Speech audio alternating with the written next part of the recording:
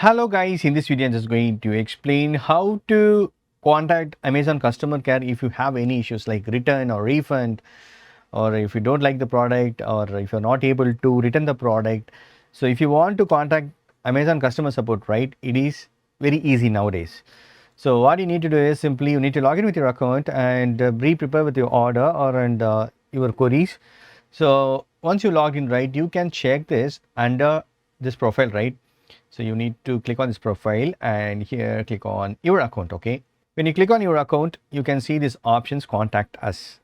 So for example, right now I'm going to contact through chat. If you want to call, right, if you want to get a call, you can click on this call me, but I'm going to use this chart.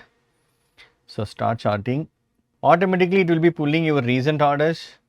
I'm going to type refund, so it will fetch all the orders.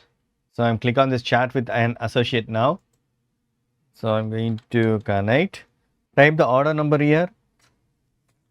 Okay. So that's it, friends. This is the way you can contact Amazon customer care through chat or call. That's it. Thank you so much for watching. Please put a comments and feedbacks in my video form. Thank you. Bye and take care.